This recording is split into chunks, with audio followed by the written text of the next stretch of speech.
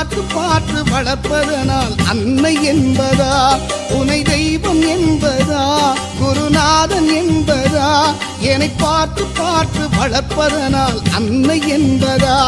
உனை கடவுள் என்பதா, கருணை வடிவம் என்பதா,